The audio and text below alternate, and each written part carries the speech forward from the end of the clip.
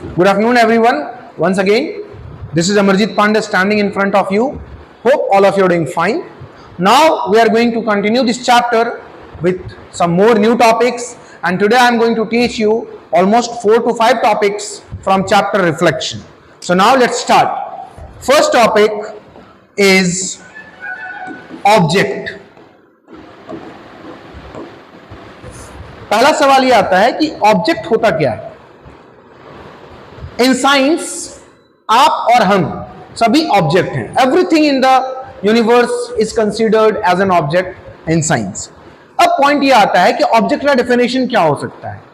तो anything either that is its own light और reflects the light falling on it. कोई भी चीज जिसके पास या तो उसका अपना लाइट हो या तो वो लाइट को रिफ्लेक्ट कर रहा हो, उसे हम ऑब्जेक्ट बोलते हैं। यानी हम क्या सकते हैं, anything that has either its own light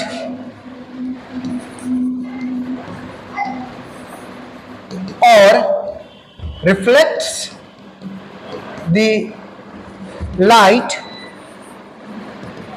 falling on it is called object. Now, objects are categorized into two categories. First is luminous object. Second is non-luminous object.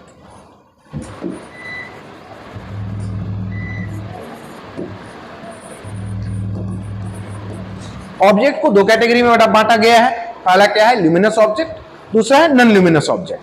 अब हम ल्यूमिनस ऑब्जेक्ट किसको बोलते हैं, जिसके पास अपना लाइट होता है। An object which has its own light, for example sun, star, glowing candle, glowing bulb, इन लोगों के पास अपना लाइट होता है, तो इनको हम क्या बोलते हैं, luminous object. N object which has its own light is called luminous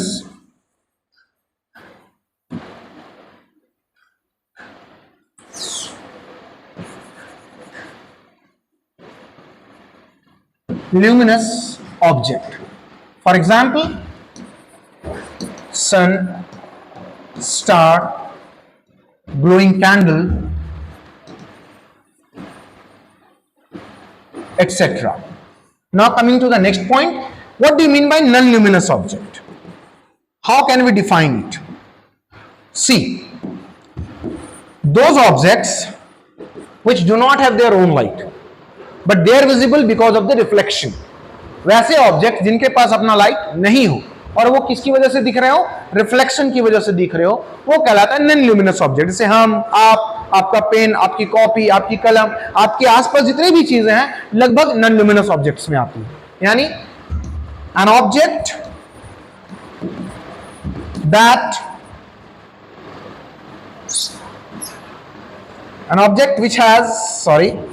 which has not their own light,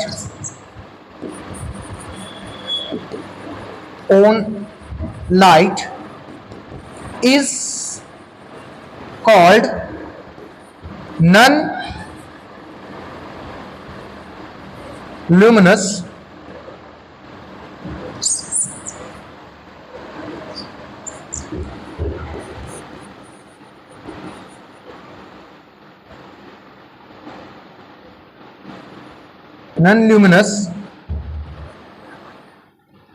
object. I think there is a difference. This LUMINIOUS, non-luminous object. For example, sand, copy, pen, human, etc. This is all about object.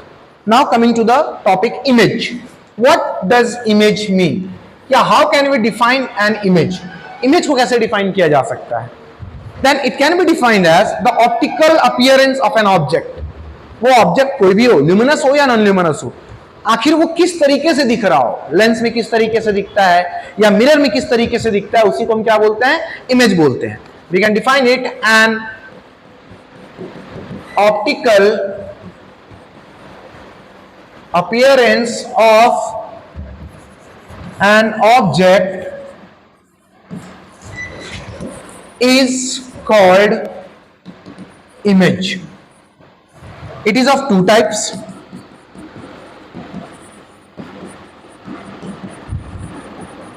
First, real image. Second, virtual image. Now let's define and understand both of these types of images. First is real image. वो image जो screen के ऊपर बन रहा हो। For example, आप सभी movies देखने के लिए हॉल में गए होंगे या फिर आप लोगों ने कभी प्रोजेक्टर पे क्लास तो जरूर किया होगा। तो आप क्या देखते हैं कि वो जो इमेज होता है वो स्क्रीन के ऊपर बन रहा होता है, उसको हम क्या बोलते हैं? रियल इमेज बोलते हैं। यानी the image which forms on the screen is called real image. Now next point, real image हमेशा उल्टा होता है, it is always inverted, so we can say it is always inverted. Next, जो real image का height होता है वो negative होता है, यानी we can say height of real image is negative. ये हाइट ऑफ इमेज के बारे में हम लोग डिस्कस करेंगे जब हम लोग मिरर साइन कन्वेंशन के बारे में चर्चा करेंगे। नेक्स्ट क्या है? Image distance. इसके बारे में हम लोग थोड़ी देर बाद चर्चा करेंगे कि इमेज डिस्टेंस होता क्या है। तो we can say that image distance of real image is negative. But यहां यह बात हमको ध्यान रखना होगा कि यह सिर्फ मिरर के केस में होता है। किसके केस में होता है? मिरर के केस में। लेंस के केस में उल्टा हो जाता है। लेंस के केस में वर्चुअल एंड इरेक्ट इमेज का जो डिस्टेंस हो जाता है वो नेगेटिव हो जाता है। इसके बारे में हम लोग चर्चा करेंगे। नेक्स्ट पॉइंट हम लिख सकते हैं, it forms when two different, we can write two reflected rays actually intersect each other. This is all about real image. Now we'll talk about virtual image. That what do you mean by virtual image?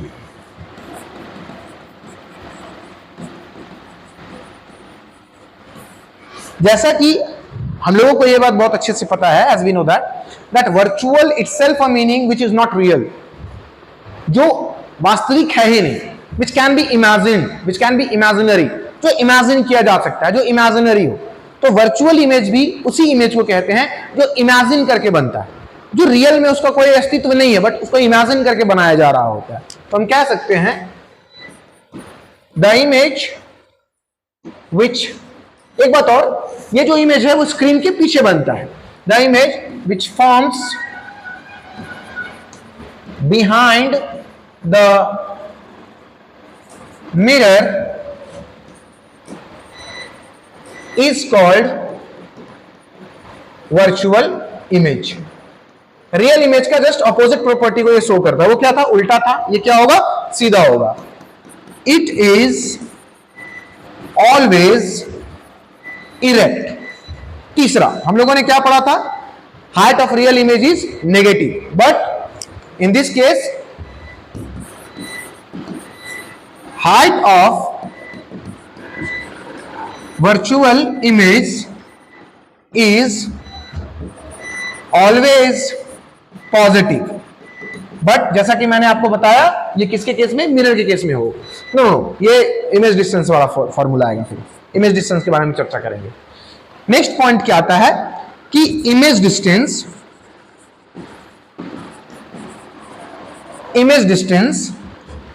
Of virtual image is always positive. But यहां एक condition क्या है, सिर्फ mirror में। जब आप lens पढ़ेंगे, refraction पढ़ रहे होंगे, उस वक्त आपको दिखेगा कि ये नेगेटिव हो जाता है। ठीक है, आगे आते हैं, ये कब बनता है, तो जब इमेजिन किया जाता है। अगला पॉइंट हमारे पास आता है, वो आता है characteristics of images formed by plane mirror. एक प्लेन सरफेस जो होता है पॉलिश, उसको प्लेन मिरर कहते हैं बेसिकली, और प्लेन मिरर का जो फोकल लेंथ होता है वो इनफाइनाइट होता है। ठीक है, आगे बात करते हैं। सपोज कीजिए कि ये हमारे पास ये हमारा एक ऑब्जेक्ट है, मान लेते हैं।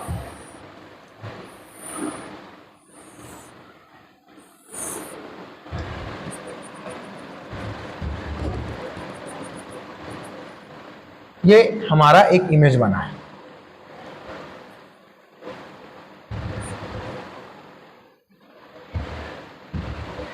ये हमारा हो गया ऑब्जेक्ट ए बी, और ये हमारा इमेज हो गया ए डैश बी डैश। अब इसके कैरेक्टरिस्टिक्स अगर हमको समझना है तो कैसे समझेंगे, पहला ध्यान देंगे,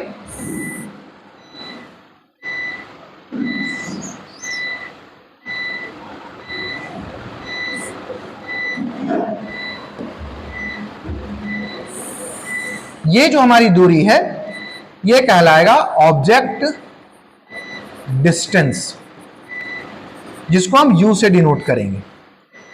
ये जो हमारी दूरी है वो हमारा कहलाएगा इमेज डिस्टेंस, जिसको हम V से डिनोट करेंगे। ठीक है, अब आगे चर्चा करते हैं कि अगर इसकी प्रॉपर्टीज के बारे में चर्चा करें तो पहला प्रॉपर्टी क्या नजर आ रहा है हमको, पहला प्रॉपर्टी ये नजर आ रहा है कि स्क्रीन के पीछे बना है, यानी ये क्या है, वर्चुअल है। और मैंने अभी आपको बताया कि वर्चुअल इमेज हमेशा क्या होता है, इरेक्ट होता है, यानी एंड इरेक्ट। दूसरा,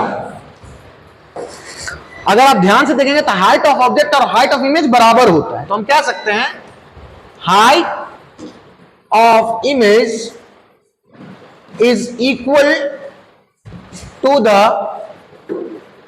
हाइट ऑफ ऑब्जेक्ट। तीसरा, ऑब्जेक्ट डिस्टेंस और इमेज डिस्टेंस बराबर होता है, यानी object distance is equal to the image distance. और लास्ट, याद होगा हम लोगों ने प्रीवियस क्लास में डिस्कस किया था लैटरल इन्वर्शन, जिसमें हम लोगों ने क्या पढ़ा था कि जब भी हम मिरर के सामने चले जाते हैं तो हमारा लेफ्ट वहां राइट बन जाता है और हमारा राइट वहां लेफ्ट बन जाता है। तो ये मिरर के केस में होता है, फिर वो चाहे इमेज कैसा भी हो, वर्चुअल हो या रियल हो, कोई फर्क पड़ने वाला नहीं है, बट वो लैटरली इन्वर्टेड होगा, यानी वहां जो आपका लेफ्ट और राइट वाला जो सीन होगा वो आपको फेस करना ही पड़ेगा। तो हम कह सकते हैं लैटरली इन्वर्टेड। मैं एक पॉइंट और अपने बच्चों से बोलना चाहूंगा कि ये जो टॉपिक है characteristics of image formed by plane mirror, ये बहुत इंपॉर्टेंट टॉपिक है, इससे सवाल जरूर पूछे जाते हैं, तो ये टॉपिक आप अच्छे से पढ़ के जाएंगे। तो यहां तक हम लोगों ने क्या क्या पढ़ा, जो फर्स्ट पार्ट हम लोगों का था हम लोगों ने डिस्कस कर लिया। नेक्स्ट क्लास में हम चर्चा करेंगे आपका स्फेरिकल मिरर के बारे में, जिसमें हम चर्चा करेंगे कॉनकेव मिरर, कॉन्वेक्स मिरर। उसके बाद हम लोगों को उस पर डिस्कस करना है पोल क्या होता है, प्रिंसिपल फोकस क्या होता है, सेंटर ऑफ कर्वेचर क्या होता है, अपर्चर किसे कहते हैं, पॉली सरफेस क्या है। फिर हम उसके आगे चर्चा करेंगे रूल्स कि कॉनकेव मिरर के कौन कौन से केसेस में कौन कौन सा डायग्राम बना करके हम कैसे पता कर सकते हैं कि इमेज वर्चुअल है या रियल है, कहां मैग्निफिकेशन पॉजिटिव होगा, कहां नेगेटिव होगा, कहां जीरो होगा।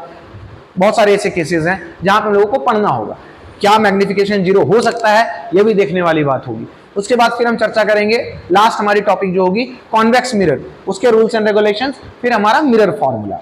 देखिए एनसीईआरटी में ये जो चैप्टर है वो एक पार्ट में दिया गया है, दैट इज कॉल्ड लाइट, जिसका नाम लाइट पड़ा हुआ है वहां पे। लेकिन अगर आप कोई if you go for any other publications, private publications के साथ आप जाएंगे तो आपको दिखेगा कि वो दो भाग में डिवाइडेड है, रिफ्लेक्शन और रिफ्रैक्शन। तो जो ये सीरीज हम चला रहे हैं, this series is for reflection, after this will go for refraction, जिसमें हम लोग डिस्कस करेंगे लेंस के बारे में और लेंस फॉर्मूला के बारे में, उसमें रे डायग्राम के बारे में हम चर्चा करेंगे, वहां मैग्निफिकेशन के बारे में हम देखेंगे। तो hope all of you are doing fine, और उम्मीद करते हैं कि आप सभी बच्चे घर में खूब मेहनत कर रहे होंगे।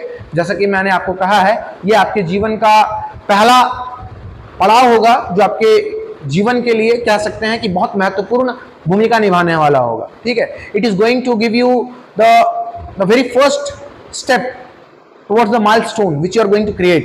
Got it? So I request all of you to pay your 100% and ज़्यादा डिप्रेस्ड फील करके नहीं पढ़ना है, आराम से पढ़ना है, अच्छे से एग्जाम देने की तैयारी करनी है। मैं बोल रहा हूँ सर, आप बोलोगे कि सर अभी आप एग्जाम की तैयारी करने की बात करो, तो यस, रीजन सिंपल है, लास्ट मोमेंट में हमसे कुछ नहीं होता है। ठीक है, आप 10-15 मिनट वाली वो सीरीज या शॉर्टकट में मत जाएं, कोशिश करें सारे कॉन्सेप्ट को समझने का, ताकि जब आप कॉन्सेप्ट से सारे क्वेश्चंस को बनाएंगे तो आपके एक भी क्वेश्चन गलत नहीं होगी। चलिए, thank you so much for your patience, like, share and subscribe and comment. Thank you once again my dear students.